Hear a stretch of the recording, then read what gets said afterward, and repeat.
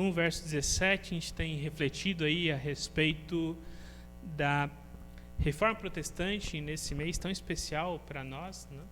O mês de outubro é especial não pelo Dia das Bruxas, como alguns ainda discutem, né? Eu acho que a igreja não tinha que discutir se é bom ir ou não no Dia das Bruxas. Eu acho que a gente tinha que discutir mesmo, relembrar valores que nos sustentam, valores que foram relevantes para nós e valores que mudaram a história e marcaram aí a transição da Idade Média para a Era Moderna, marcado pelas grandes navegações, mas logo após aí a Reforma em 1517, 31 de outubro de 1517. Domingo passado, olhamos para o primeiro valor delas, junto com a ceia, um culto bem especial. Olhamos para somente a Escritura. E se você não esteve aqui domingo passado, olhe lá nas redes sociais, tem a mensagem se você desejar. E agora continuamos essa série olhando somente a fé. E nenhum texto melhor para a gente refletir sobre isso, senão o texto que marcou a vida de Lutero. Lutero, ele começa a revolução, ele começa a sua reflexão. Ele não desejava uma cisão na igreja, ele desejava uma correção daquilo que vinha sendo feito no seu tempo. E ele olha para um texto como esse, à luz de velas, Romanos 1,17, porque no Evangelho é revelada a justiça de Deus, uma justiça que do princípio ao fim é pela fé. Como está escrito, o justo viverá pela fé. Lutero olha para um texto como esse e ele começa a reflexão. Por que esse texto impacta tanto a vida e a história de Lutero naquele momento? Primeiro, porque durante a Idade Média era comum a ideia de que a fé não era suficiente. Eu precisaria fazer doações substanciais à igreja. Se algum parente meu morresse, ou eu mesmo já me preparando para a minha morte, eu deveria fazer ali um pagamento também para ficar um período menor no purgatório, ou então comprar um terreno melhor no céu, né? Quem sabe eu não quero ficar na periferia celeste, eu gostaria ali de um terreno ali mais perto dos querubins, dos arcanjos, né? Ali no centro do céu, né? Então eu precisaria desembolsar um recurso maior. Não é brincadeira à parte, mas era mais ou menos isso que acontecia. A Igreja Católica, na Idade Média, ela detinha o poder de dizer, esse aqui está salvo ou não. A extrema unção nada mais fazia do que isso. O batismo das crianças era justamente para isso. Se morrer, e a taxa de mortalidade era muito alta na Idade Média, se em alguns países ainda hoje é alta, imagina na Idade Média, né? Sem vacinas, sem remédios e sem conhecimento de muitas causas. Então, olha, se esse bebê morrer, pelo menos ele está salvo. Tá? Então, a Igreja Católica ela detinha o poder de o que eles chamavam ali, me fugiu agora o nome, mas de determinar itens que determinavam a salvação de alguém. Tá?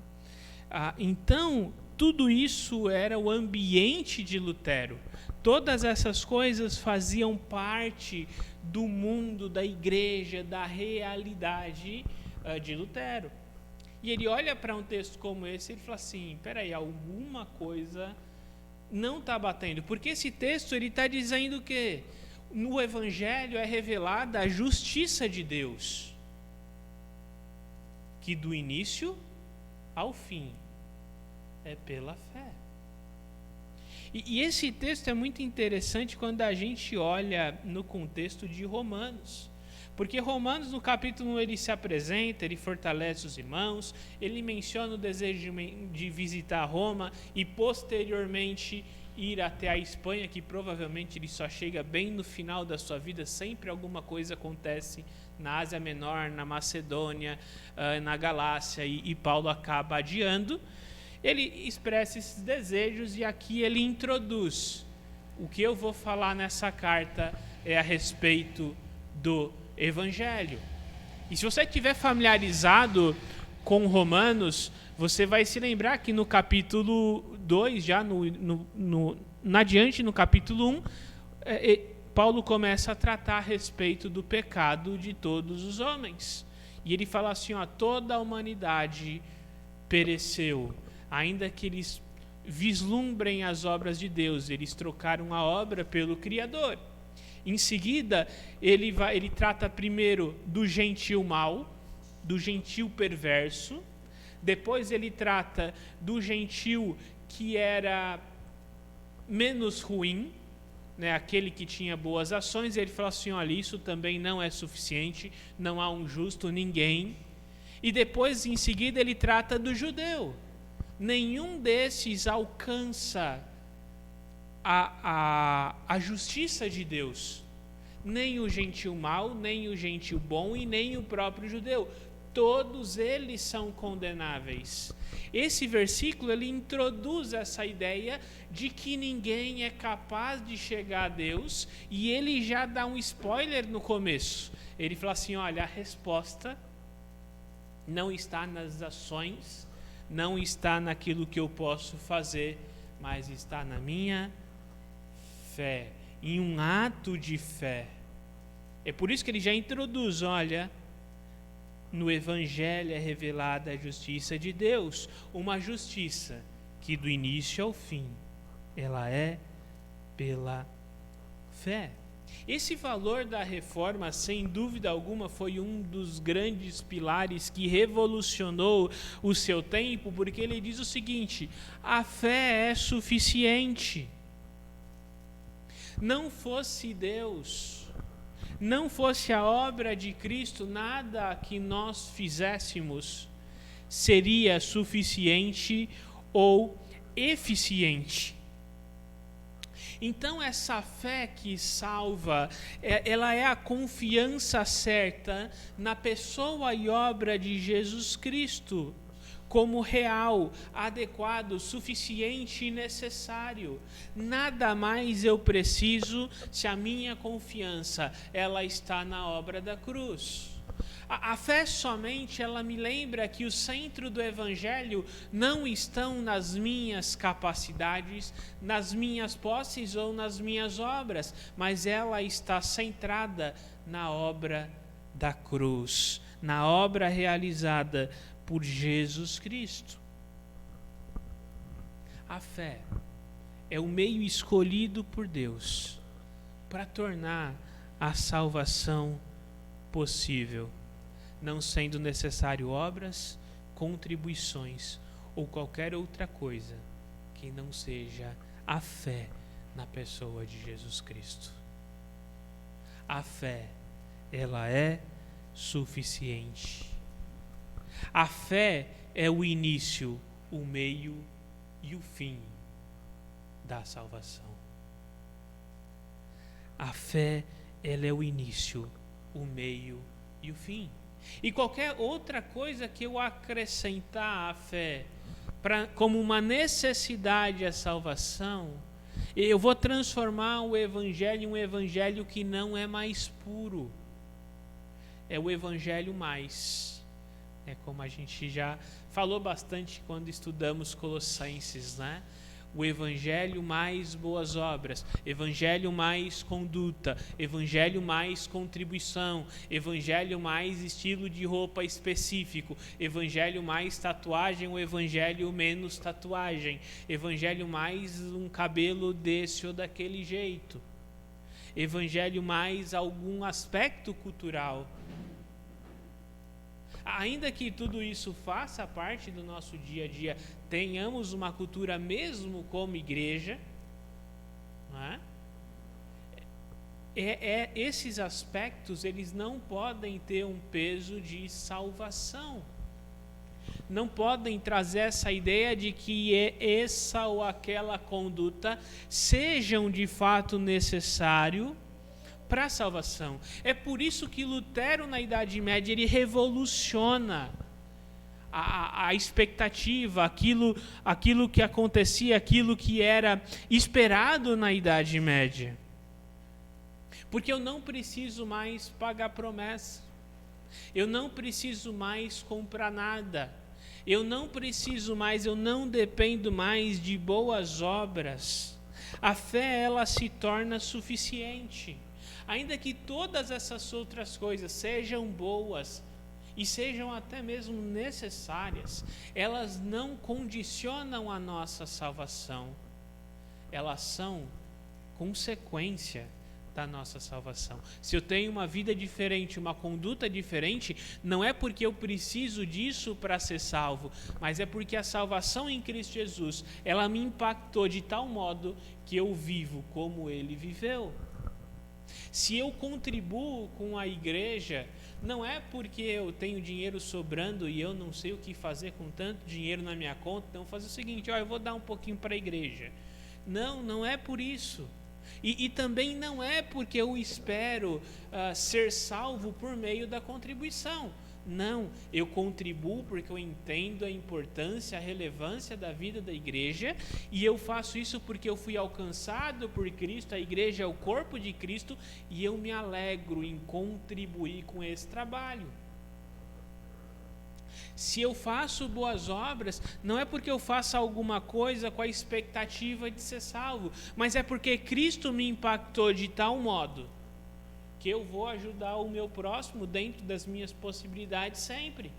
Porque Ele me impactou, porque Ele me transformou e porque eu busco viver como Ele viveu. Então um texto como esse me lembra que a salvação não depende de mim. Se eu contribuí em alguma coisa para a minha salvação, foi com o meu pecado que fez a salvação necessária. Porque na minha própria capacidade, e ele vai trabalhar isso em Romanos, né? Não há um justo sequer, não há quem busque a Deus. Essa é a realidade. A salvação é uma obra de Deus do início ao fim. É por isso que um bom evangelismo ele deve começar com humildade, joelho dobrado e oração. Porque todo esse processo não depende de mim. A eleição incondicional talvez eu não compreenda. Não sei quem é o não eleito, mas uma coisa eu sei: a salvação depende de Deus. A satisfação dessa justiça, dessa obra realizada. E como um texto como esse diz, ele depende da fé, do início ao fim. É uma obra que vai além da minha capacidade. E isso confronta toda a época, toda a estrutura ao qual Lutero vivia e trabalhava. E esse é um texto que nos lembra da humildade que nós precisamos como cristãos. Porque Deus demonstrou a sua graça e misericórdia quando nós nada merecíamos. E porque Ele me escolheu ou te escolheu ao invés de um vizinho, um parente ou qualquer outra pessoa, eu não sei o motivo, mas uma coisa eu sei: não foi por conta das minhas obras, não foi por conta das minhas posses, não foi por conta da minha capacidade. E se do início ao fim ela é expressa pela fé, também é uma realidade que somente a fé ela é suficiente. A primeira conclusão que podemos tirar por consequência do início ao fim, ela ser o início, o meio escolhido por Deus e o fim, a fé, é que a fé então ela se torna suficiente. A fé é o início, o meio e o fim da justiça de Deus. Eu não preciso de nenhum tipo de acompanhamento. Deus escolheu esse meio. E aqui é um cuidado necessário para cada um de nós. É muito fácil nós adicionarmos coisas ao Evangelho. por melhores intenções que nós tenhamos. É a nossa tendência natural, olhar para a nossa cultura, para a nossa expectativa e dizer assim, olha, o modelo de salvo, o molde que eu tenho é esse aqui. Quem não se encaixa nesse molde, ele não está salvo. E Paulo lida com um problema desse em Romanos. Havia um grupo de judaizantes que estavam falando assim, olha, você precisa deixar de comer carne, você precisa guardar determinadas festas, carne de porco e outras que os judeus não comem até hoje.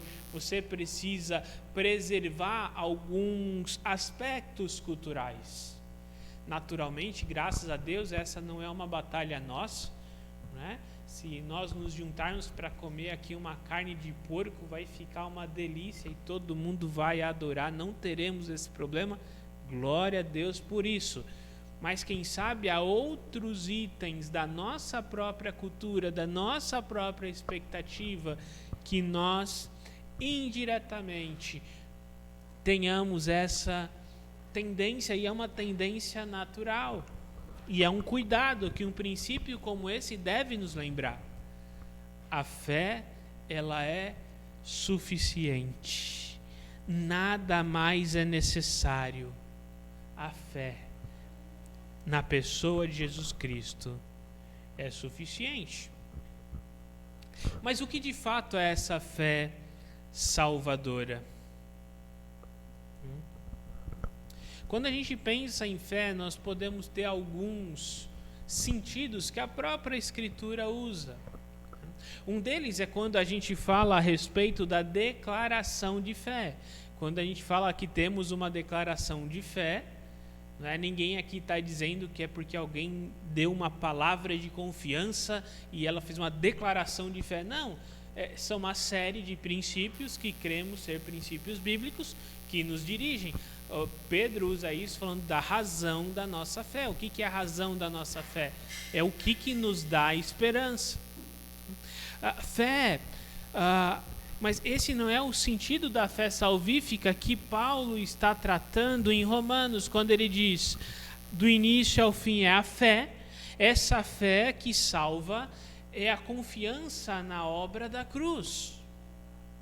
É a confiança na obra de Jesus. E isso aqui é muito importante para os nossos dias, porque cada vez mais é comum a ideia de que você precisa ter fé em alguma coisa. Não importa o que é. Pode ser Jesus, se você é cristão, beleza. Se você não é cristão, você precisa ter fé em outras coisas, em outros seres celestiais. Não. A fé pela fé não é suficiente. A fé pela fé, a fé por confiar numa entidade ou qualquer coisa não é suficiente. A fé suficiente é aquela que é direcionada na pessoa e obra de Jesus Cristo.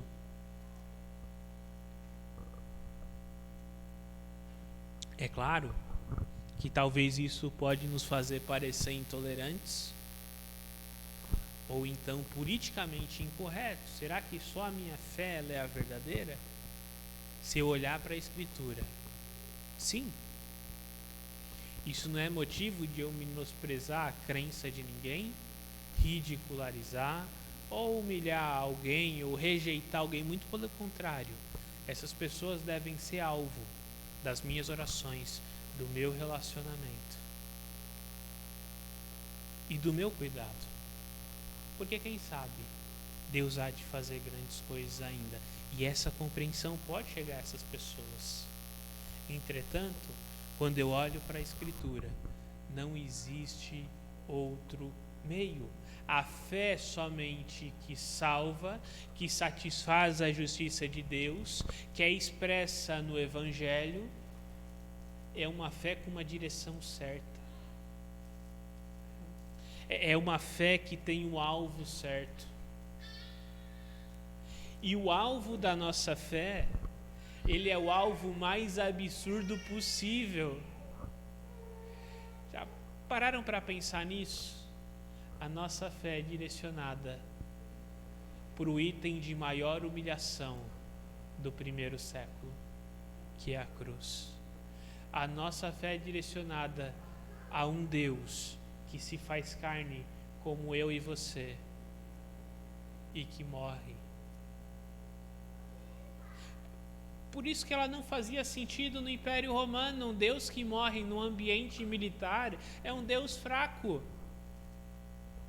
No meio grego, um Deus que se faz carne é um Deus que não faz sentido. Por quê? Porque o corpo é a prisão da alma. Mas esse evangelho, ele cresce, ele se desenvolve, não porque a cultura da época era a cultura adequada para que ele florescesse, mas porque essa obra da justiça de Deus, do início ao fim, é pela fé. E uma fé que a sua origem também vem de Deus. É Deus quem realiza a obra do início ao fim. Essa fé que salva é a plena confiança no fato e na eficiência da obra da cruz para restabelecer o problema espiritual do homem. A fé que salva é quando eu olho para a obra da cruz e eu compreendo e eu confio que ela é suficiente para restabelecer o meu relacionamento com Deus. Eu não preciso de uma norma de conduta, eu não preciso de boas obras para completar essa obra, eu não preciso de mais nada. Essa fé que salva não é uma fé espiritual, entre aspas, em qualquer divindade, em qualquer ser ou em qualquer outra coisa. Não.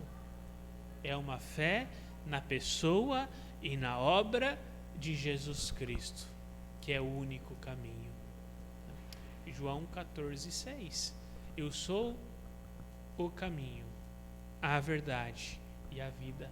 E acessamos esse caminho por meio da fé. E essa fé vem como? Vem pelo ouvir, mas não é ouvir qualquer coisa. É ouvir a palavra de Deus. Outro tema que vai ser tratado em Romanos, quando ele vai falar a respeito de missões, do trabalho missionário. Não há outro caminho, não há outro meio. A fé é suficiente e ela vem pela proclamação do Evangelho. Ainda que ela venha pela proclamação, essa obra depende de Cristo, depende de Deus. Todo o processo do início ao fim vem de Deus. E isso deixa algumas pessoas apreensivas, mas a mim é motivo de grande tranquilidade. Primeiro porque eu sei que se não fosse assim, muito provavelmente eu mesmo não estaria aqui. E segundo, porque quando eu compartilho da fé não no sentido da confiança, mas dos princípios do Evangelho com alguém, eu sei que o fruto dessa obra também não depende de mim. Então isso me dá leveza, me dá tranquilidade, porque o meu papel não é convencer ninguém, o meu papel não é salvar ninguém, o meu papel é somente apontar para a cruz, porque o Evangelho, a justiça de Deus é revelada do início ao fim pela fé. Que lições podemos tirar desse valor da Reforma Protestante e de um texto como esse que revoluciona a vida de Lutero e revoluciona toda uma sociedade? Primeiro, o único meio de salvação é a fé. Nossas obras nunca seriam suficientes. Além disso, Deus, um Deus santo, Se nós pecamos uma vez, merecemos a condenação. Então, ainda que eu faça muitas coisas boas, eu devo ser condenado pelo meu pecado cometido. Mas pela fé, Cristo assume o meu e o seu lugar, e Ele pagou o preço dessa dívida. Por isso, o único meio de salvação é a pessoa de Jesus Cristo, e acessamos por meio da fé nele. A minha postura, a minha conduta, meu caráter são reflexos da minha fé em Cristo, mas não a completo no sentido de alcançar qualquer coisa concernente à salvação. Naturalmente, alguém alcançado por Cristo, ele deve sim ter uma conduta diferente, ter um caráter diferente. Por qual motivo? Porque Cristo Jesus transformou o seu coração, o seu caráter, a sua conduta. Porque é Cristo quem faz a obra.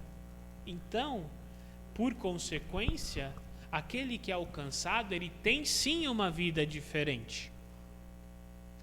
Entretanto, nada do que nós façamos nesse sentido contribui de qualquer forma para a salvação, que não seja a fé na pessoa bendita de Jesus Cristo e na sua obra na cruz. Outro princípio é que se eu contribuir de alguma forma com a salvação, foi com o meu pecado que a fez necessária. Porque a fé é o início, o meio e o fim da justiça de Deus satisfeita em Cristo. Romanos vai trabalhar o tema da justiça de Deus praticamente no livro inteiro e vai dizer, olha, essa justiça não pode ser satisfeita se não for pela cruz, pela obra de Jesus Cristo. O evangelho revelado na Escritura é Deus vindo ao homem para restaurar o relacionamento e a eternidade com Ele. É por isso que uma coisa é religião, outra coisa é evangelho. Porque a religião é o homem utilizando a religião, né, que traduzido significa religar o homem a Deus. Essa é a ideia de religião. Ele precisa de desenvolver hábitos, condutas, processos, doações, ou o que for dentro de uma estrutura religiosa, com ritos, com cerimônias. Para quê? Para satisfazer a ira de Deus, para agradar a Deus. Isso em qualquer religião. O evangelho, ele vai na contramão da religião, porque ele diz, o homem não é capaz de fazê-lo. O homem não conseguirá atingir esse objetivo. E aí Deus toma a direção do homem. É por isso que o evangelho, ele vai na contramão da religião.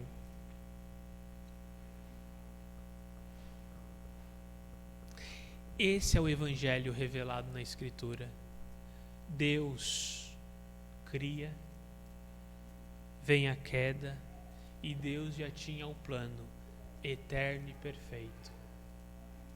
Se faz carne, assume o meu e o seu lugar, e Jesus Cristo é o único que é homem para nos substituir, e Deus para pagar o preço do pecado.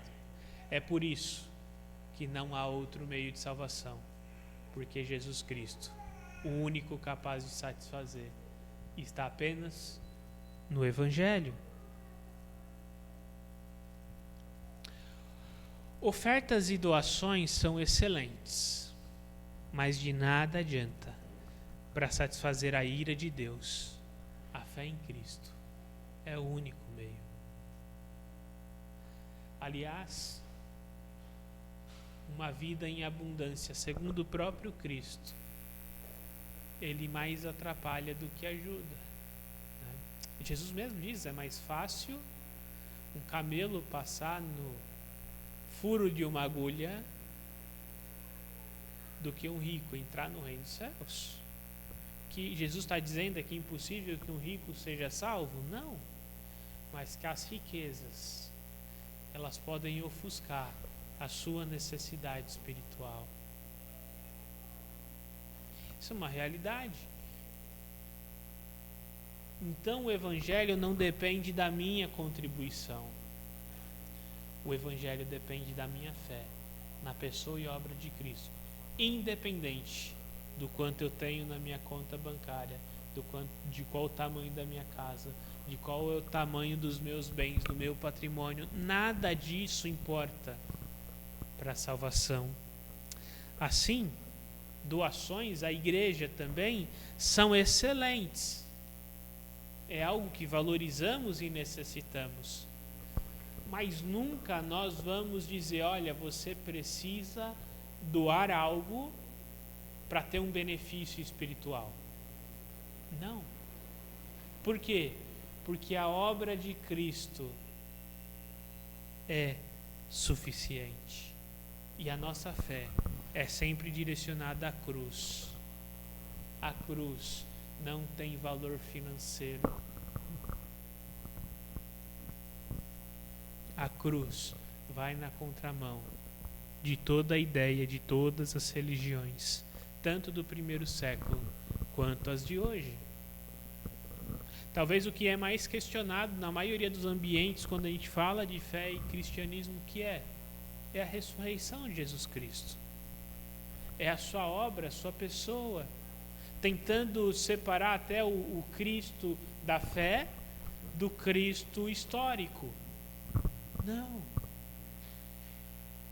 O Cristo da fé é o mesmo do Cristo histórico, porque Deus invade a história para alcançar a mim e a você, por alguma razão que eu honestamente não sei, mas agradeço a Deus por ser incondicional, porque provavelmente eu não satisfaria tais condições. Por mais que isso pareça intolerante ou politicamente incorreto, a fé em Cristo é o único meio que nos leva a Deus. Não existe outro meio. Somente a fé, porque esse é o meio que Deus decidiu utilizar. Por quê? Talvez não tenha essa resposta. Mas se é Ele quem revelou, se é Ele quem decidiu, então de fato é o único. Fé somente revela a confiança na obra da cruz para a restauração espiritual do início ao fim. Se você esqueceu o texto, esqueceu o contexto, esqueceu tudo que eu te falei essa manhã, quero desafiar você a se lembrar somente disso. A fé somente é a confiança na obra da cruz para a restauração espiritual do início ao fim. Fé somente me faz olhar para a cruz e restaura o meu relacionamento com Deus. Quero deixar aqui 2 desafios para vocês, para a gente refletir durante essa semana. Primeiro, qual é o alvo da minha confiança? Não só no que concerne as coisas espirituais, mas também para o meu dia a dia. Se Cristo fez aquilo que era impossível para mim fazer, com certeza Ele pode me ajudar naquilo que é possível eu realizar. Qual é o alvo da minha e da sua confiança? Quando alguma coisa acontece, será que eu me lembro que o valor da minha vida está na eternidade? Será que eu me lembro o que Cristo realizou por mim? Será que eu me lembro que Ele é o único que pode me sustentar e me ajudar nos tempos de dificuldade? Sejam esses desafios emocionais, desafios financeiros, desafios materiais. Como a consciência de que a salvação depende da fé do início ao fim e não na capacidade humana deve impactar o meu e o seu testemunho no dia a dia.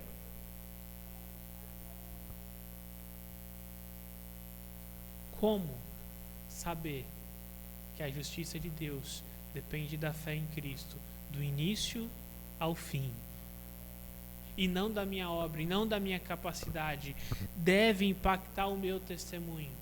Será que isso deveria motivar o meu testemunho? Eu me lembro quantas vezes eu mesmo olhei para alguém e falei assim: será que eu vou compartilhar da fé com fulano? Olha, eu nem vou, porque esse aí é insalvável.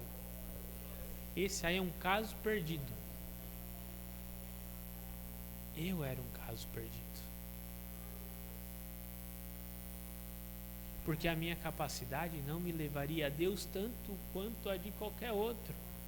Eu não consigo entender um cristão que se coloca acima de qualquer erro, de qualquer dificuldade.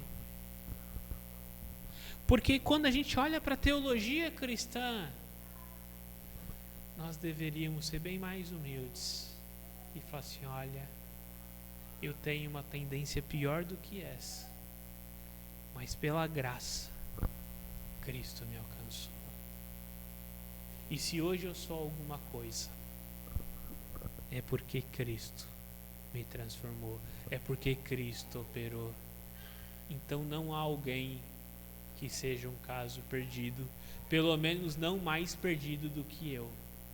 Graças a Deus, o meu testemunho, ele pode ser feito com coragem. Eu posso falar com as pessoas com coragem. Por quê? Porque o meu papel dado por Deus, e é um privilégio dado por Deus, não é convencer ninguém, é falar daquilo que Ele fez na minha vida e na minha história. O resto, o início ao fim, é com Deus, seja para a salvação, seja para a condenação. Aí já não é mais o meu papel. Será que essa realidade, essa consciência não deveria me motivar onde Deus me colocou, seja na escola, faculdade, no meu negócio, aonde quer que eu ande? Fé somente revela a confiança na obra de Cristo para a restauração espiritual do início ao fim. Que nos lembremos dessa realidade. Quero convidar todos a baixar a cabeça e vamos orar ao Senhor. Pai amado, Pai querido, queremos entregar as nossas vidas ao Senhor. Clamar a Deus para que tenhamos a consciência, Senhor, dessa obra da cruz que nos restaura, e que essa consciência, que a fé suficiente transforme a forma como olhamos para os nossos problemas, a forma como lidamos com cada circunstância e a forma também como testemunhamos no dia a dia, ó Deus. Oramos e entregamos as nossas vidas nas suas mãos, orando em nome de Jesus. Amém.